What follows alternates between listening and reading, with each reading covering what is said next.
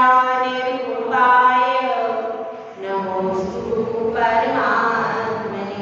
पंच परमेश्वरी भगवान की एक हजार श्री शांतिनाथ भगवान की परम पूज्य आचार्य शांति सागर महाराज की आचार्य श्री महावीर महाराज की आचार्य श्री विमल सागर महाराज की आचार्य श्री तपस्वी सम्राट सरस्वती सागर महाराज की आचार्य गुरु सुंदर सागर महाराज की अहिंसा में विश्व धर्म की तीनवाणी माता की परम पुजारिका स्नेहवती माता की संघ की।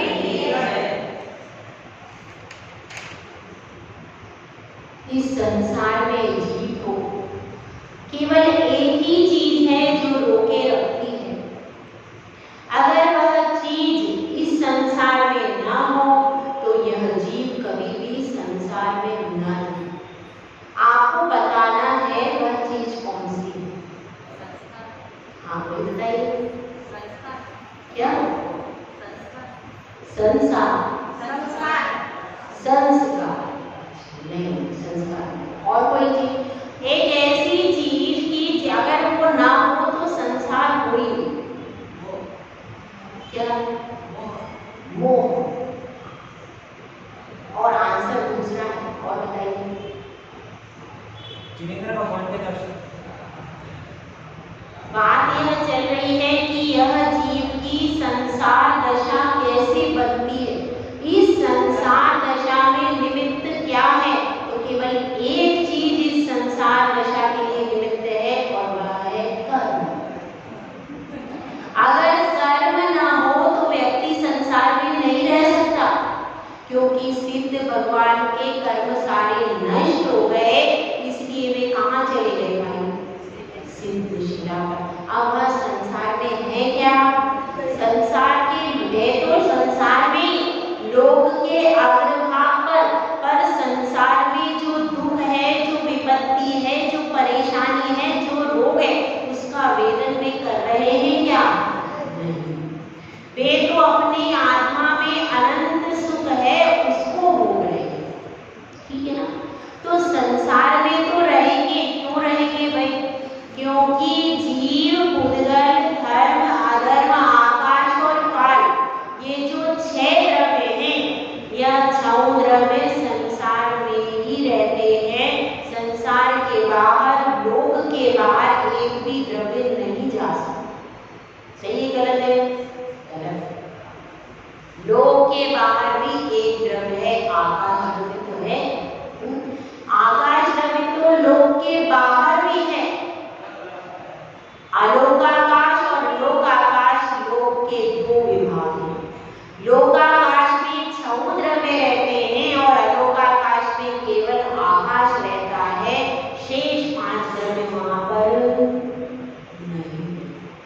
इसलिए यहाँ पर कह रहे हैं कि कर्म बहुत बलवान है। उसको बलवान किसने बनाया? आज मैं प्रश्न ही प्रश्न पूछती। कर्म को बलवान किसने बनाया? आप किसने बनाया? मनुष्य ने बनाया। अच्छा, आप पर आप बात बताओ, कर्म को किसने बलवान बनाया? आपने बनाया? आपने तो नहीं बनाया। पर आप भाभी ने कह रही मैंने नहीं बनाया, मुझे क्या पता। कर्म को बलवान किसने बनाया? कर्म को आत्मा ने ही अपनी सारी शक्तियां दे करके बलवान मान लिया। वह बलवान है। सबसे बलवान, सबसे शक्तिमान तो आत्मा है, लेकिन अपनी सारी शक्तियों को उसने कर्म पर रख दिया और ऐसा समझ लिया कि मैं निर्बल हूँ। इसलिए आत्मा शक्तिमान होते हुए भी उस कर्म की वश में चली गई। समझ में आ रही ना? शक्ति उसमें है कि नहीं? आत्मा में कर्म से ज्यादा शक्ति है कि नहीं? है। पर उसने समझ लिया कि नहीं, कर्म बलवान है और अपनी सारी शक्तियों को तिरोहित करके बैठ गए। ऐसे ही जब हमारे घर में हमारा बच्चा आता तो हम उसके पीछे पीछे चलने लगते हैं। क्या खाएगा, क्या पहनेगा, कहाँ पढ़ेगा, कैसे रहेगा, सब उसकी इच्छा पूरी करने में ये भूल जाते हैं कि तुम भी एक जीवात्मा हो, तुम्हारा भी ज्ञान दर्शन चेतना है, तुम केवल उसके पीछे घूमने के लिए तुम्हारा जन्म नहीं हुआ। ऐसा अपन सोचते हैं क्या? नहीं सोचते। अपनी स्वतंत्रता के स्वाद का अनुभव होता है क्या? उस कर्म के वशीभूत होकर के हम परद्रव्य को अपना मान लेते हैं और कर्म की कारा में अनादिकाल से कहते हैं। 4 दिन की छुट्टी हुई थी। हमारे जो आचार्य परमेश की वह भी आदिनाथ जयंती मनाने के लिए चले गए थे। ठीक है, अब उस समय में चैत्र बदी नवमी हुई होगी ना, जब आचार्य पूज्यपाद स्वामी होंगे तो वे भी उन्होंने भी आदिनाथ जयंती, और अभी तो कुछ नहीं मनी, उस समय में बहुत जोरदार मनाई होगी आदिनाथ जयंती। तो उस समय में आदिनाथ जयंती मनाने चले गए थे, इसलिए उस उत्सव में क्या हुआ, इष्टोपदेश की वाचना के लिए 4 दिन का समय हो।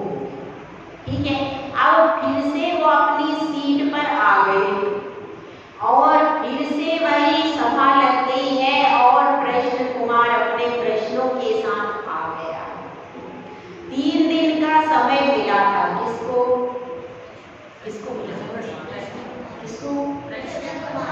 नहीं, बताइए 3 दिन का समय किसको मिला था? जरा उत्तर दो। हाँ भाई, 3 दिन का समय किसको मिला था? श्रद्धा देवी। अब आपको याद है? श्रद्धा देवी को कहा था उसके बेटे ने 3 दिन तुम कुछ नहीं बोलना, 4थे दिन से स्टार्ट करना। तो उसके 3 दिन अब पूरे हो गए। उसने सोचा है कि आज मैं खुल करके बात कर लूंगी इनसे, प्रश्न कुमार से।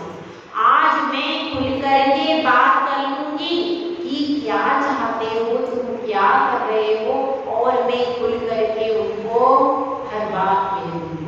तो इस भावना के साथ श्रद्धा देवी भरी हुई बैठी, अभी बरसी नहीं।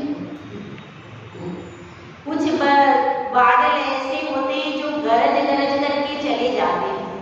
ऐसा कहते हैं जो गरजते हैं वो बरसते नहीं।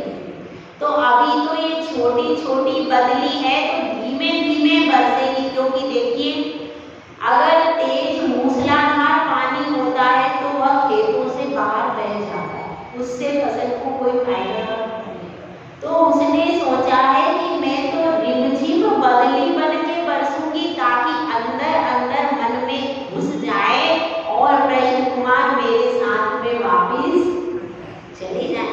इसीलिए वो धीरे धीरे गोली देगी। हाँ, तो अब उसने पूरी प्लानिंग माइंड में बना ली है। बेटे को भी फोन करके पूछ लिया है क्या क्या कैसे कैसे कहना है, क्या करना है। सारी अब प्लानिंग चल रही है कि किस प्रकार से, कौन सी योजना से उनको वापिस ले जाया जाए। और इधर प्रश्न कुमार के मन में चल रहा है स्वाध्याय का अगला प्रश्न क्या होना चाहिए। वे अगले प्रश्न की जद्दोजहद में लगे हुए हैं और उन्होंने अगला प्रश्न तैयार कर लिया। अगला प्रश्न लेकर के वे सभा के मध्य में आ गए और श्रद्धा देवी को भी सम्मान से सब महिलाओं ने बिठा लिया। सभा प्रारंभ हुई और प्रश्न कुमार अपने प्रश्न को आचार्य पूज्यपाद भगवंत के आगे रखते। वे कहते हैं हाथ जोड़ करके कि हे गुरुदेव, आप बताइए, मैं बड़ा परेशान हूँ। मैं 1 कदम आगे रखता हूँ, 2 कदम पीछे हो जाता हूँ, बड़ा परेशान हूँ। और ये कर्म बड़े दुखदायी हैं, बहुत मुझे दुख दे रहे हैं। तो आप तो यह बताइए, इन कर्मों से छूटने का उपाय क्या? मैं अब चाहता हूँ कि इन सारे कर्मों से मैं छूट जाऊं, तो ऐसा कोई उपाय है क्या? ऐसा कोई ध्यान है क्या? ऐसा कोई अस्त्र है क्या कि मैं अपने सारे कर्मों से छूटने की कोई राह निर्धारित करूं? तो इस तरह से वह प्रश्न पूछता है और गुरुदेव अपनी मंद मंद मुस्कान के साथ में एक सुंदर श्लोक की रचना कर दी। अगच्छत् तद्विशेषाणां मनविज्ञस्य जायते अज्ञातद्विशेषस्तु बध्यते न विमुच्यते। श्लोक नंबर 44। श्लोक नंबर 44 में यहाँ पर आचार्य पूज्यपाद भगवंत कह रहे हैं अगच्छत् तद्विशेषाणां। वह अगच्छत् का अर्थ होता है नहीं जाता हुआ, विशेषाणां यानी विशेषताओं में नहीं जाता हुआ। अनभिज्ञस्य, अनभिज्ञस्य का मतलब क्या है? जानता ही नहीं है। अनभिज्ञस्य जायते, वह अनभिज्ञ हो जाता है मतलब जानता नहीं है। जैसे अज्ञात तद्विशेषस्तु, और उनकी विशेषताओं से अज्ञात होने के कारण वह बंधता नहीं है। ना बध्यते, कर्मों से बंधता नहीं है।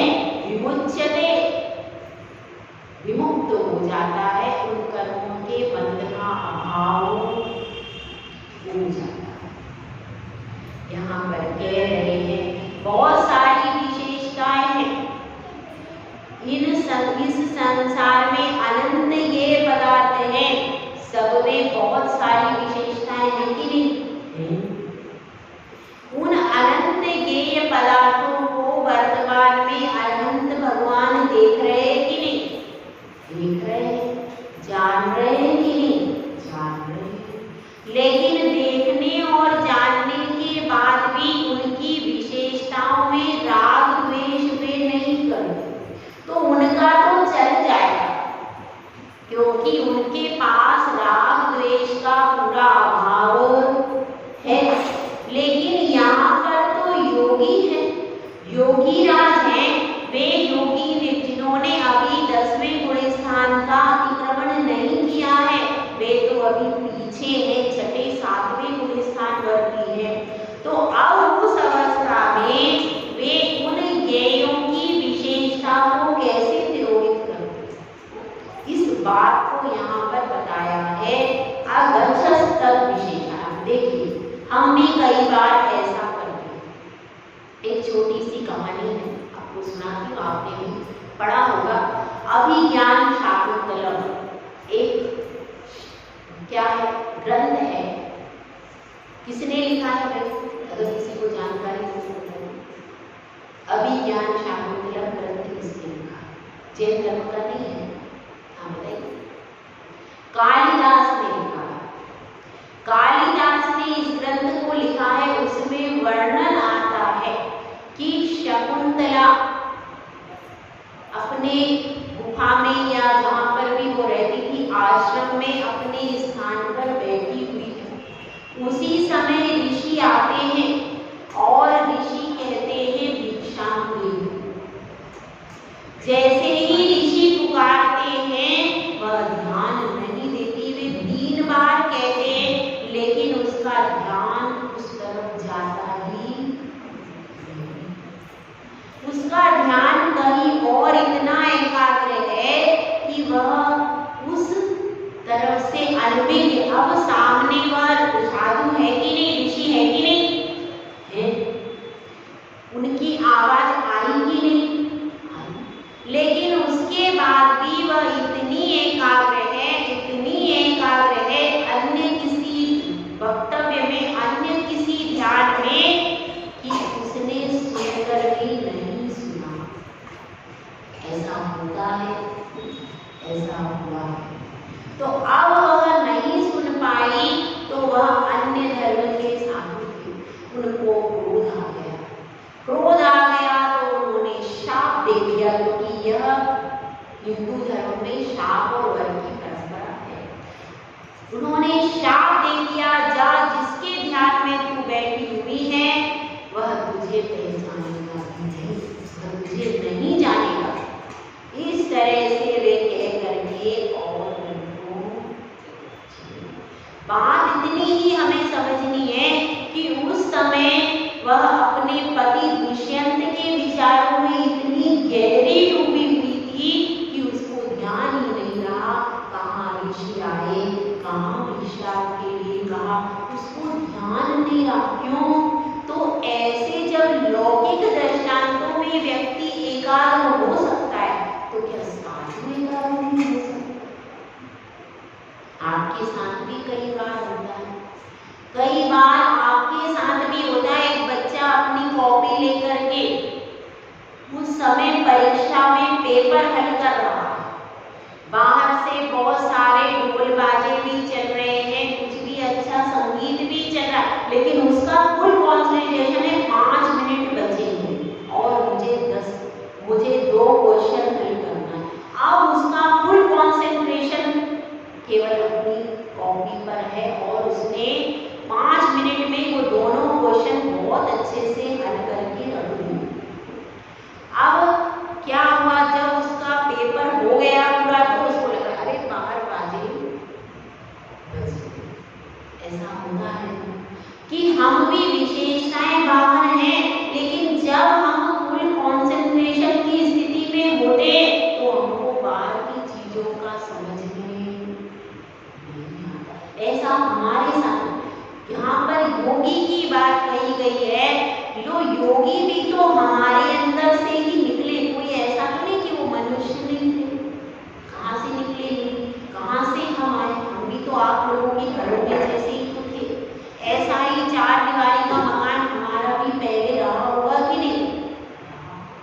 तो वे सब इस प्रकार की एकाग्रता कहाँ कहाँ बनती है? जब किसी माँ को पुत्र का सौभाग्य अर्जित करने की बात होती है, उस समय पर उसको पीड़ा होती है, लेकिन जैसे ही उसका शिशु उसके आगे आता है या तुम्हारा शिशु है, वह उस शिशु को देख रही है, शरीर में पीड़ा है कि नहीं है? शरीर में दर्द है कि नहीं है? लेकिन वो नवोदित शिशु को उसको देख करके उस समय जब वो देख रही है, शरीर में भी पीड़ा है, बाहर भी लोग बोल रहे हैं, सारा कुछ हो रहा है, लेकिन वो पूरी एकाग्र है अपने उस शिशु के प्रति, तो उसको और दुनिया में कोई चीज दिखाई नहीं दे रही और अपनी पीड़ा भी अनुभव नहीं हो रही उसको। क्यों? क्योंकि वह उस शिशु में एकाग्र है। ऐसा हमारे साथ भी होता है, होता है कि नहीं? किसी विषय के अध्ययन में यदि एकाग्र हो जाते हैं तो फिर हम जितना कंसंट्रेशन जिस वस्तु को देना चाहते हैं, यदि हम दे देते हैं तो अन्य चीजों से अनभिज्ञ हो जाते हैं। यही बात यहाँ पर बताई गई है कि अगजस तद विशेषणाम, उनकी विशेषताओं से कैसा हो जाता है? अनभिज्ञ हो जाता है। वह केवल सामान्य रूप से जानता है, उसकी विशेषताओं में उपयोग नहीं आता। एक मुनिराज के पास में एक महिला आई, कुछ परीक्षा की अपेक्षा से आई थी और उसने महाराज को कहा आप हमें क्या समझते हो? ऐसे पूछा। क्या पूछा? महाराज जी आप हमें क्या समझते हो? अब महाराज समझ गए कि भाई ये तो थोड़ी सी टेढ़ी की है, तो अपन को क्या करना? तो महाराज ने सहजता से उत्तर दिया हम आपको आत्मा समझते, तो चुप होकर के चलिए। क्योंकि अगर महाराज कह देते हम तुम्हें स्त्री समझते, क्या हो गया महाराज? दीक्षा लेने का कोई फायदा नहीं हुआ। अभी तक